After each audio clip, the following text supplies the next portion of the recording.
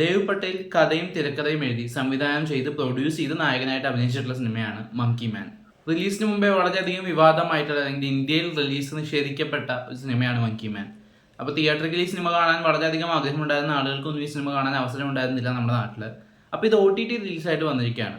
സിനിമയുടെ കഥയിലേക്ക് വരികയാണെങ്കിൽ ഒരു സാധാരണ സോപ്പ് പെട്ടി റിവെഞ്ച് കഥ എന്നൊക്കെ പറയുന്ന പോലെ അമ്മയ്ക്ക് വേണ്ടിയിട്ടുള്ള ഒരു മകൻ്റെ ഒരു പ്രതികാരമാണ് ഈ സിനിമ പറയുന്നത്. പക്ഷേ ഈ ഒരു ചെറിയ പ്ലോട്ടിന് അല്ലെങ്കിൽ ഈ സംഭവം ഡെവലപ്പ് ചെയ്ത് വന്നിട്ട് അവരൊരു ചെറിയ സിറ്റുവേഷനുള്ളിൽ തന്നെ ഗംഭീര മേക്കിങ്ങോട് കൂടി വളരെ റോ ആക്ഷൻസോട് കൂടിയിട്ടുള്ളൊരു കിടിലൻ സിനിമയാണ് പ്രസന്റ് ചെയ്തിട്ടുള്ളത്. ജോൺ വിക്ക് ഒക്കെ പോലെ ഇന്ത്യൻ ബാക്ക്ഡ്രോപ്പിൽ ചെയ്തിട്ടുള്ള ഒരു സിനിമയാണ് ഇത് എന്ന് വേണമെങ്കിൽ പറയാം.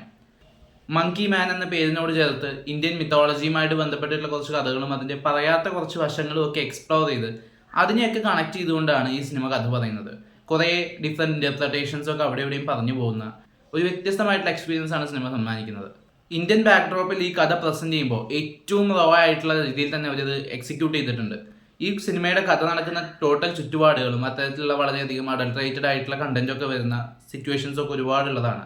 അപ്പോൾ അങ്ങനെയുള്ള സീക്വൻസുകളും കാര്യങ്ങളും ഒക്കെ ഉൾപ്പെടുത്തി ഈ സിനിമയുടെ ഒരു മൂഡ് കൃത്യമായിട്ട് ആളുകളിലേക്ക് എത്തിക്കുന്നുണ്ട്. ആക്ഷൻ സീക്വൻസുകളിലേക്ക് വരുമ്പോൾ ഫസ്റ്റ് ലാസ്റ്റ് ഇടിയോടിടി ടൈപ്പ് ഓഫ് പടമല്ല, പക്ഷേ ഇതിൽ ആക്ഷൻ വരുന്ന സിറ്റുവേഷൻസ് ഒക്കെ വളരെ ഇമ്പാക്ട്ഫുൾ ആയിട്ട് അവർ ചെയ്തിട്ടുണ്ട്. അതിൻ്റെ ഒരു ബ്ലഡ് ഷെഡ് സൈഡ് ആയാലും അത് നന്നായിട്ട് കൊറിയോഗ്രഫി നല്ല രീതിക്ക് മേക്ക് ചെയ്യുകയും ചെയ്തിട്ടുണ്ട്. ഇതിലത്തെ ക്യാമറ മൂവ്മെന്റ്സ് ഒക്കെ കിടിലനായിരുന്നു. നേരത്തെ മിത്തോളജി കണക്ഷൻ പറഞ്ഞ പോലെ സ്വന്തം കരുത്ത് മറ്റൊരാൾ പറഞ്ഞറിയുന്ന ഹനുമാന്റെ കഥയുമായിട്ട് കണക്ട് ചെയ്തിട്ട് ഈ സിനിമയിലെ നായകന് അവർ കൊടുക്കുന്ന ഒരു എലവേഷൻ ഉണ്ട്.